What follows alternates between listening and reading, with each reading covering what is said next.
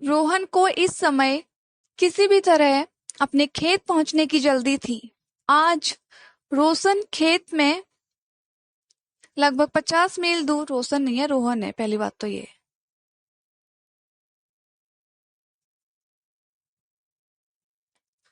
रोहन को इस समय किसी भी तरह अपने खेत पहुंचने की जल्दी थी।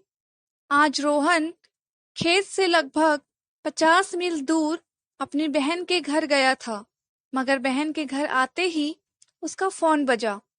उसके खेत और बगीचे के मैनेजर साहब ने ना जाने क्यों उसे इस समय फटाफट खेत पर आने को कहा था। जैसे तैसे एक बाइक वाले से लिफ्ट लेकर वह नया गांव के लिए रवाना हो पाया था। रास्ते में एक बहुत बड़ी ट्रॉली से सामान बिखर जाने के कारण उसे खेत तक लौटने में कुछ अनावश्यक रूप से विलंब हो रहा था। कल की पूरी रात तो वह वहीं था। रात भर उसने अपने खेत के चारों तरफ झाड़ी की बाड़ लगाई थी ताकि खीरे और सेम की फलों को बंदर खराब ना कर दे। इसलिए अभी बहन के घर पर आराम करना चाहता था, मगर आंखों की नींद, थकान और खुमारी भूल कर वह मैनेजर के आदेश का पालन में दौड़ पड़ा था। नया गांव में मैनेजर साहब खेत और बगीचे के मालिक थे। नया गांव वैसे तो छोटा गांव नहीं था, परंतु काफी दूर दराज में होने के कारण गांव तक पहुंचने के लिए कोई बस की नियमित सुविधा नहीं थी। गांव में मुंबई तथा सूरत के सेठ के खेत और बगीचे थे। इनकी देखभाल करने वाले वहां लालटीन जलाकर जागते और दिन को सोते। फसल कट जाती और खेत खाली होते तो रोहन जैसे लोग अपने घर या भाई बहन के घर चले जाते थे। बाइक वाला संयोग बस इधर ही जा रहा था। रोहन ने खेत के बाहर उतरकर चैन की सांस ली। साहब की गाड़ी खड़ी थी। गाड़ी में एक युवती विराजमान थी। रोहन, खेत में जो 2 कमरे का कच्चा मकान है साफ करवा दो, हम कुछ देर में आते हैं। कुछ दिन प्रीता जी उसी मकान में ठहरना चाहती है। रोहन ने उनसे जी कहकर सर हिलाया। उसने देखा कि मैनेजर साहब के साथ जो महिला थी वह उनसे लगभग आधी उम्र की होगी। वह महिला बहुत ही सौम्य और जहीन लग रही थी। उसने बड़े आदर के साथ उन्हें प्रणाम किया। उन्होंने भी उसका प्रेमपूर्ण भाषा में अभिवादन किया। रोहन ने फटाफट कमरे साफ किए, बाहर चूल्हा जलाकर चाय पका दी, आग जलाकर उसमें आलू डाल दिए। साहब लौटे तो उनको आग में भुने आलू और कुल्हड़ में चाय पिलाई। मैडम को आलू बहुत अच्छे लगे। तभी मैनेजर का जरूरी फोन आया। अब प्रीता जी रोहन से हिल मिल गई थी। वह रोहन से काफी बातें करने लगी।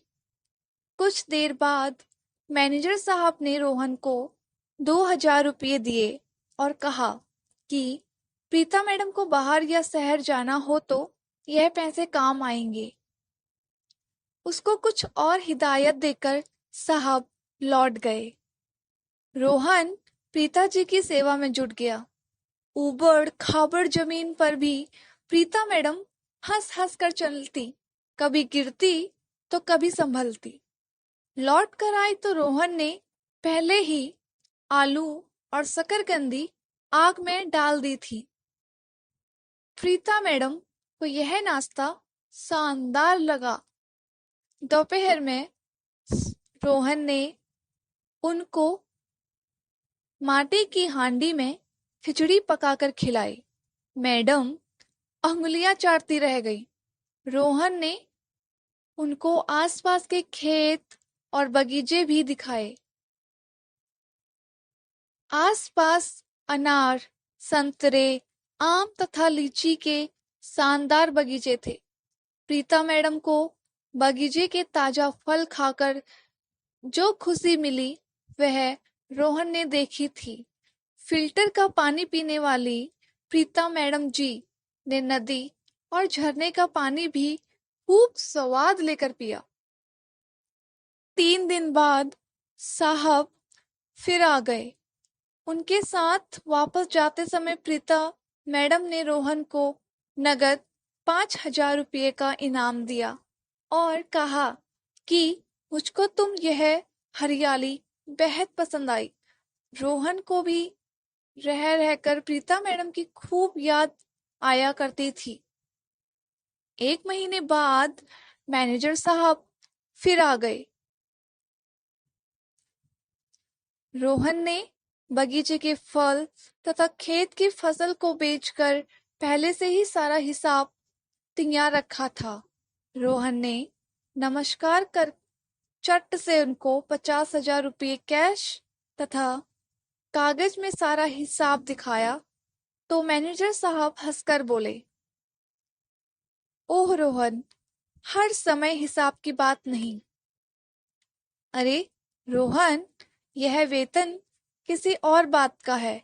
अभी मेरे साथ मेरी पत्नी आ रही है और वह और उसकी सहेली 2 दिन किसी खेत और बगीचे में रहना चाहते हैं।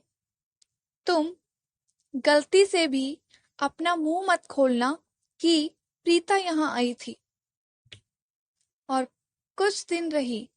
तुमको किसी भी हालत में प्रीता का नाम इन दोनों के सामने नहीं लेना है। जी जी, समझ गया साहब। यह गहरा राज जानकर रोहन ने सर हिलाया। वे ठीक है, तो ठीक है, मैं उन दोनों को लेने जा रहा हूँ। वह दोनों पास ही एक बगीचे में फोटो खींच रही हैं। मैं आया।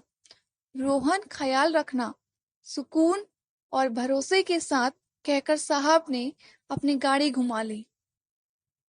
रोहन अपने हाथ में उन रुपयों को देखता रह गया।